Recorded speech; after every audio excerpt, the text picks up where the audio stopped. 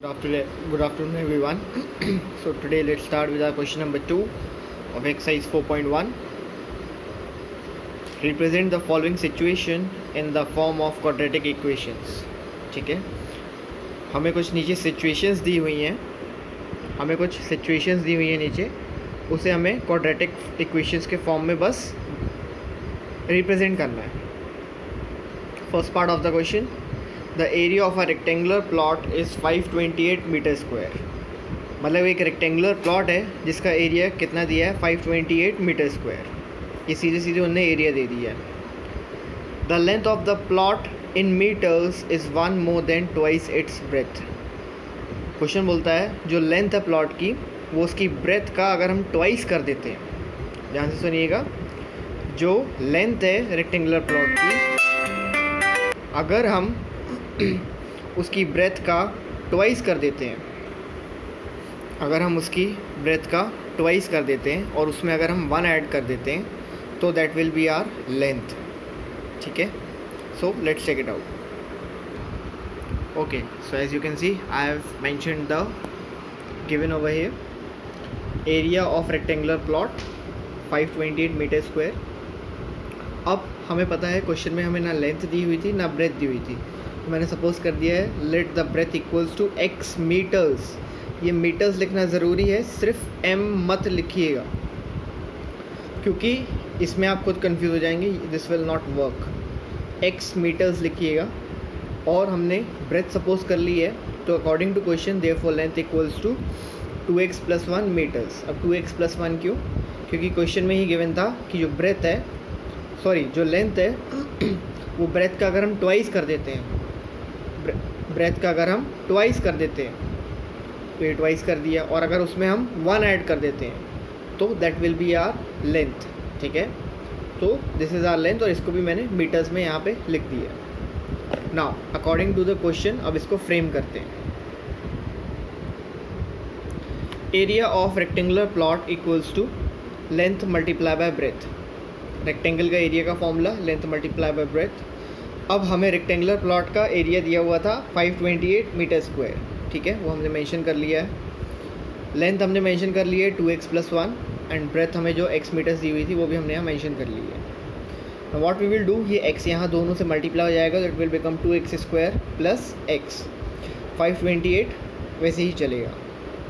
And the next step what we will do, ये इनको LHS से उठा के RHS में पुटअप कर देंगे, या कह सकते हो इसको उठा के हम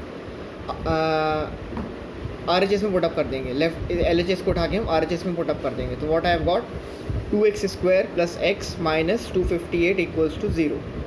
ठीक है, ये एक इक्वेशन आ गई है मेरे पास, तो मैं इसको बॉक्स में डाल दूंगा. ठीक है, as it is quite an important equation for us. And at last what I will write, which is the required quadratic equation. सिर्फ इतना ही करना है इस क्वेश्चन में, हमें सिर्फ क्वाड्रेटिक इक्वेशन बना के छोड़ देना है. We don't have to find anything. ठीक है, क्वेश्चन में जो सिचुएशंस दी हुई हैं उनको यूज़ करके हमें कुछ चीज़ों को सपोज करना है, और अकॉर्डिंग टू द क्वेश्चन हमें एक इक्वेशन फॉर्म करनी है, and at last which is our required quadratic equation. So let's check it out. Part 4 of the same question.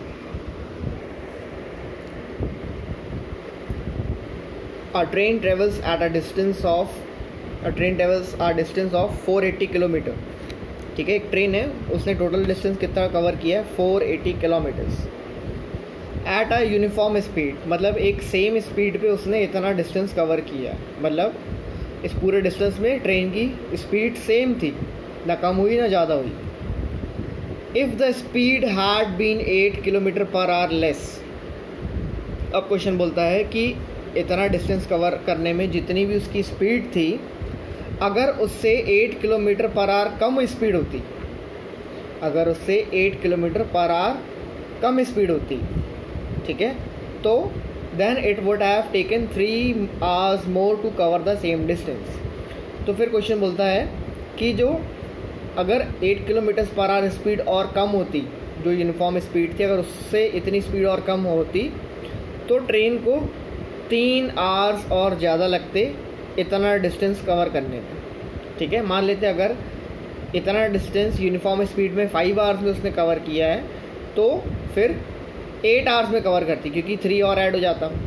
ठीक है, सो टाइम के बेसिस पे ये पूरा क्वेश्चन चल रहा है, इस चीज़ पे ध्यान दीजिएगा, टाइम के बेसिस पे। ठीक है, so let's check it out.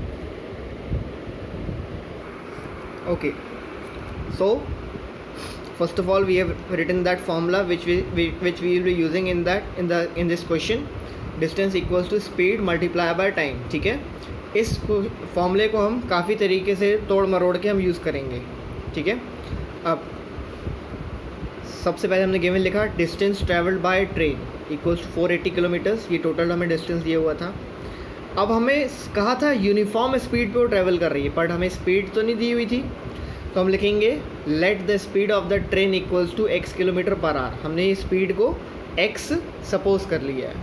ठीक है, अब इस फॉर्मूले में देखें तो हमारे पास डिस्टेंस तो है और स्पीड भी हमने x ले ली है, तो हम टाइम निकाल सकते हैं। तो टाइम के लिए क्या होगा, ये स्पीड यहाँ पे मल्टीप्लाई में है, तो यहाँ जाके क्या हो जाएगा, डिवाइड। तो टाइम का क्या फॉर्मूला बन जाएगा, डिस्टेंस अपॉन स्पीड, कुछ ऐसा बनेगा। तो चलो टाइम कैलकुलेट करते हैं। डिस्टेंस है हमारे पास, स्पीड है हमारे पास, तो what we will write, therefore time taken for travelling 480 kilometres. ठीक है, time taken for travelling 480 kilometres equals to distance हमारा कितना था 480 और स्पीड कितनी थी x। एक चीज़ का ध्यान दीजिएगा, ये अभी यूनिफॉर्म स्पीड के लिए कैलकुलेट हो रहा है। ठीक है, ये अभी यूनिफॉर्म स्पीड, जो नॉर्मल स्पीड थी उस पर कैलकुलेट हो रहा है। अब आगे बढ़ते हैं। क्वेश्चन में दिया था if the speed had been 8 kilometre less, मतलब 8 किलोमीटर पर आवर कम होती है अगर स्पीड, तो स्पीड को हमने यहाँ पे कम कर दिया, speed equals to x minus 8, क्योंकि पहले तो x थी तो इसको इतना कम करना था, तो हमने x minus 8 kilometre per our कर दी है। ठीक है, अब स्पीड अगर कम हुई है तो टाइम में भी चेंज आएगा। ठीक है, टाइम में भी चेंज आएगा। पहले उसको टाइम कितना लग रहा था, 480 अपॉन x। ठीक है, 480 अपॉन x टाइम लग रहा था, तो अब अगर ये स्पीड यहाँ पे चेंज हुई है तो यही चेंज यहाँ पे आ जाएगा x में, 480 अपॉन x माइनस 8 हो जाएगा। ठीक है, क्योंकि ये डेटा था हमारे पास with respect to this x, अब हमको ये डेटा बनाना पड़ा with respect to this one. ठीक है, तो now it has become 480 upon x minus 8। अब हमारे पास एक टाइम ये भी आ गया है और एक टाइम ये भी आ गया है। ठीक है, अब ये वाला जो टाइम आया है ये कितने पे आया है, जब -8 किलोमीटर पर आवर हमने कर दिया है। ठीक, अब क्वेश्चन हमें बोल रहा था कि अगर ट्रेन इस हिसाब से चलेगी तो उसको कितने आवर्स ज़्यादा लगेंगे, 3 आवर्स। यही दिया हुआ था क्वेश्चन में कि अगर ट्रेन इस हिसाब से चलेगी, मतलब जितनी उसकी स्पीड थी उसमें अगर -8 कर दें, तो अगर उतनी स्पीड से अगर वो चलेगी तो उसको कितने आवर्स लगेंगे, 3 आवर्स एक्स्ट्रा लगेंगे। तो क्या करेंगे, हम दोनों टाइम्स को इक्वेट कर लेंगे, मतलब एक तरफ एक इसको लिख लेंगे और एक तरफ इक्वल्स टू डाल के इसको लिख लेंगे।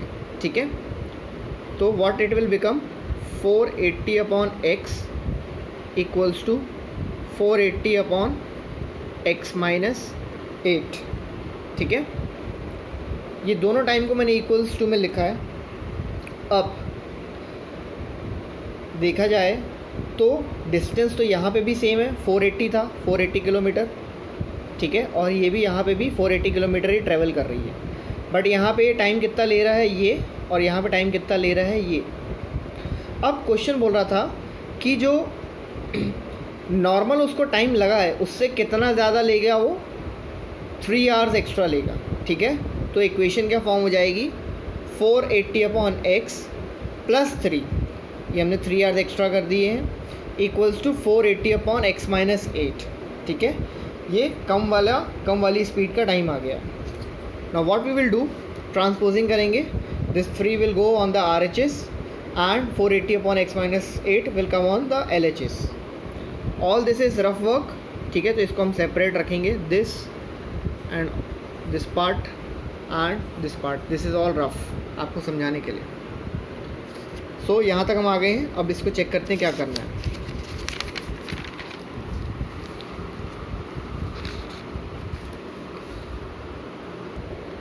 Now we have got this 480 upon x minus 480 upon x minus 8 equals to -3. इन दोनों का मैं एलसीएम ले लूँगा तो what I will get x multiply by x minus 8. ठीक है, और सॉल्व करेंगे तो here I will get 480 multiply by x minus 8 minus 480 multiply by x. Now चाहो तो इनको अंदर मल्टीप्लाई कर दो और फिर आगे सॉल्व करो, बट एक इजी वे है कि ये एक टर्म है, ये भी एक टर्म है, इसके पास भी 480 है, इसके पास भी 480 है, तो मैंने 480 कॉमन ले लिया. तो यहाँ पे क्या बचा x माइनस 8 और यहाँ पे क्या बचा सिर्फ माइनस एक्स. नीचे क्या आ गया, नीचे सेम वैसे ही चल रहा है denominator, x multiply by x minus 8 equals to -3. अभी plus x minus x cancel हो जाएगा तो what we have got over here 480 multiply by -8. ठीक है, अब x multiply by x minus 8 यहाँ डिवाइड में था तो यहाँ पे जाके इट विल बी मल्टीप्लाई. तो पहले मैंने इन दोनों को मल्टीप्लाई किया तो व्हाट आई हैव गॉट -3840 और x को यहाँ इससे मल्टीप्लाई कर दिया तो आई हैव गॉट -3x और यहाँ पे x minus 8. Now what we will do, -3x को भी हम इनसे मल्टीप्लाई कर देंगे तो -3840 वैसे ही आ जाएगा equals to -3x² plus 24x. ठीक है, इसको मल्टीप्लाई करेंगे तो 24x आ जाएगा.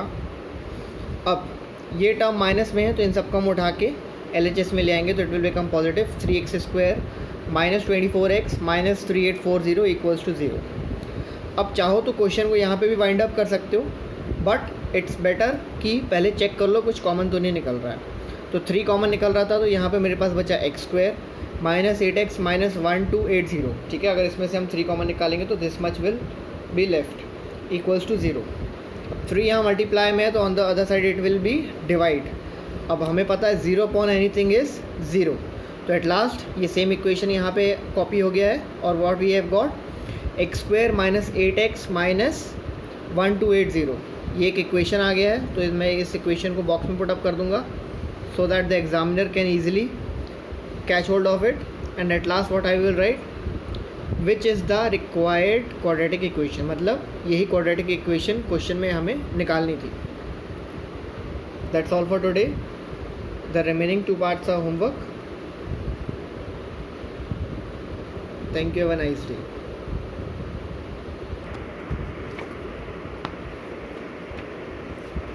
Part 2 and Part 3 are homework. Thank you, have a nice day. Please subscribe the channel for further updates.